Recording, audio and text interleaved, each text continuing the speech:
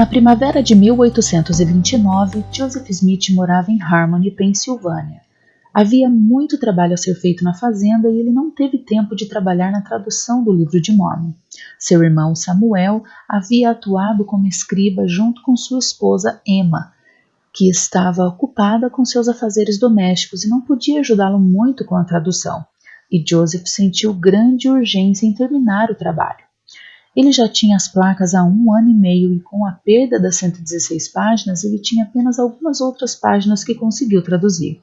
Ele orou para que o Senhor enviasse alguém para ajudá-lo e foi informado em Doutrina e Convênios 534 que seria providenciado um meio para realizar essa grande obra. Anteriormente, no outono de 1828, um jovem chamado Oliver Cowdery, 1 ano mais novo que Joseph, veio dar aulas em Manchester. Ele ficou fascinado com os rumores que ouviu sobre a visita de Joseph por um anjo e as placas de ouro. Os professores muitas vezes viviam com as famílias de seus alunos e ele queria morar com a família Smith para, com sorte, aprender mais sobre esse jovem profeta. Eles estavam compreensivelmente receosos de falar muito depois que o manuscrito foi roubado e com todas as fofocas locais. Durante aquele inverno, Oliver ganhou sua confiança e quando o pai de Joseph voltou de Harmony em fevereiro de 1829, com a revelação em Doutrina e Convênios 4 sobre uma obra maravilhosa que estava para começar, eles começaram a falar com ele sobre o chamado divino de Joseph. Como Joseph, Oliver era um buscador sincero da verdade que estava insatisfeito com as igrejas modernas, e ele acreditava em um Deus de milagres que ainda revelava sua vontade às pessoas. Oliver ficou cativado com o que ouviu e ansiava por ajudar o Joseph Smith na tradução. Em um dia de primavera de 1829, ele disse à família Smith que queria ir a Harmony quando o ano letivo terminasse e ajudar Joseph nesse importante trabalho.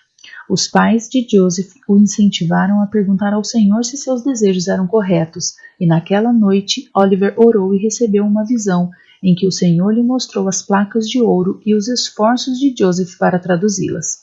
Ele tinha um sentimento de paz em relação a este trabalho e sabia que deveria ir e ser o escriba de Joseph. Oliver e Samuel foram para Harmony. Eles chegaram em 5 de abril e Oliver disse a Joseph: "Estou aqui para traduzir." E Joseph disse: "Eu sei disso." Em sua história de 1832, ele escreveu: "Quando o Senhor apareceu a um jovem chamado Oliver Cowdery e mostrou-lhes as placas em uma visão e também a veracidade da obra e o que o Senhor estava prestes a fazer por meu intermédio, seu servo indigno, ele desejou vir e escrever para mim." Em 7 de abril, eles começaram seu trabalho de tradução das placas em algum lugar no livro de Mosias. Oliver era escriba há várias semanas e queria uma testemunha adicional da garantia que havia recebido antes. Joseph orou e recebeu Doutrina e Convênios 6. A revelação começa com o Senhor dizendo a Oliver que uma grande e maravilhosa obra está para surgir aos filhos dos homens, semelhante ao que ele disse ao pai de Joseph em Doutrina e Convênios 4. Ele disse a Oliver para dar ouvidos à sua palavra, que é rápida, significando viva e poderosa, e mais afiada do que uma espada de 2 gumes, permitindo que ela corte e perfure qualquer coisa. Ele disse a Oliver que guardasse seus mandamentos e procurasse trazer à luz e estabelecer a causa de Sião. Ele o admoestou a buscar sabedoria em vez de riquezas, e ele seria enriquecido e teria vida eterna. O Senhor disse a Oliver que, devido a seu desejo de fazer parte dessa obra, ele seria o meio de fazer muito bem nesta geração. O Senhor lembrou a Oliver que quando ele perguntou sobre a obra, sua mente foi iluminada pelo Espírito da Verdade, e que somente Deus conhecia seus pensamentos e as intenções de seu coração. Ele disse a Oliver que foi abençoado com um dom sagrado de revelação que vem do alto e prometeu-lhe mistérios grandes e maravilhosos do Evangelho. O Senhor perguntou: "Não dei paz à sua mente a respeito desse assunto? Que maior testemunho você pode ter do que Deus?" Oliver sabia que Joseph havia lhe contado coisas em Doutrina e Convênios 6 que ele não teria sabido, exceto por revelação. E isso o encorajou. Ele sabia que Joseph era um profeta de Deus. Joseph e Oliver tinham uma opinião diferente sobre João 21 na Bíblia, se João, o amado, realmente morrera. Eles pediram ao Senhor em oração e por meio do Urim e Tumim recebidos Doutrina e Convênios 7. Essa revelação foi traduzida de um pergaminho escrito pelo próprio João. Ele perguntou ao Salvador se ele poderia ter poder sobre a morte para viver na terra e trazer almas a Cristo até sua segunda vinda, enquanto Pedro desejava ir rapidamente para o reino do Salvador. Jesus disse a eles que ambos tinham o que desejavam e deveriam ter alegria nisso. Conforme o trabalho progredia, Oliver queria ter um papel maior na tradução, conforme prometido. Em abril de 1829, Joseph orou e recebeu Doutrina e Convênios 8, e Oliver foi garantido pelo Senhor que ele receberia um conhecimento de tudo que pedisse, incluindo registros antigos se pedisse com fé e com um coração honesto. Doutrina e Convênios 8, 2.3 ensina-nos que o Salvador fala tanto à nossa mente como ao nosso coração.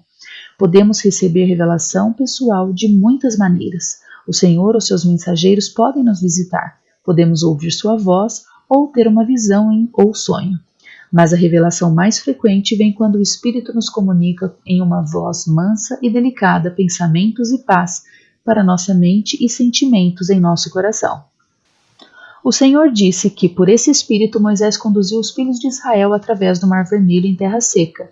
Este era o presente de Oliver e ele deveria aplicá-lo, e isso o abençoaria e o livraria das mãos de seus inimigos. O Senhor disse que foi abençoado com outros dons, incluindo o dom de Arão, que se referia ao uso de uma vara divina pelo poder de Deus. A revelação termina com Oliver sendo lembrado de que ele nada pode fazer sem fé e que deve pedir para conhecer os mistérios de Deus e para traduzir e receber conhecimento de registros antigos. Doutrina e Convênios 9 também foi dada em abril, quando Oliver Cowdery tentou usar seu dom para traduzir o livro de Mormon e não conseguiu. O Senhor disse que não era conveniente para ele traduzir neste momento e, por enquanto, ele deveria ser o escriba de Joseph.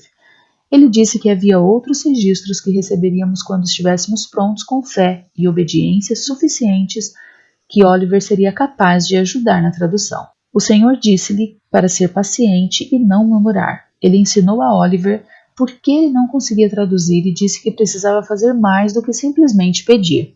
Eis que você não entendeu. Você supôs que eu daria a você quando você não pensou a não ser para me perguntar. Ele disse a Oliver para estudar isso em sua mente. Então me pergunte se está certo. E se fosse seu, peito arderá dentro de você. E se não fosse, ele teria um estupor de pensamento, que o faria esquecer o que estava errado. Oliver foi advertido a ser fiel, não ceder à tentação e permanecer firme na obra para a qual foi chamado e seria elevado no último dia. Realmente não sabemos por que Oliver falhou em seus esforços de tradução. Ele pode não ter fé ou, conforme lemos em Doutrina e Convênios 9 e 11, ele temeu e o tempo passou.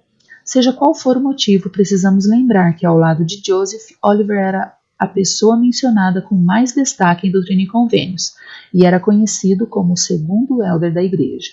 Ele compartilhou muitas revelações com o profeta, incluindo gloriosas visões de João Batista, Pedro, Tiago e João, e do Salvador no tempo de Kirtland. Joseph concluiu a tradução em cerca de 65 dias úteis. Ele e Oliver começaram em 7 de abril de 1829, em meados de maio estavam em terceiro Nef, e terminaram no final de junho. Joseph frequentemente produzia 10 páginas por dia e raramente precisava voltar, revisar ou relê-las. Em uma conferência da igreja no início, Hiram pediu a Joseph que explicasse como ele traduziu o livro de Mormon, mas Joseph disse: "Não cabe a mim dizer a eles nem a eles saber." Ele sempre disse: "Eu traduzi pelo dom e poder de Deus." Oliver Cowdery escreveu: "Foram dias inesquecíveis. Sentar-me ao som de uma voz ditada pela inspiração do céu despertou minha maior gratidão. Dia após dia continuei ininterruptamente a escrever de sua boca enquanto ele traduzia." Há muitos relatos de pessoas que viram Joseph traduzindo as placas e incentivo você a lê-las. Mas, no entanto, a tradução aconteceu. Nunca devemos nos distrair da mensagem do livro de Mormon pelo método que foi traduzido.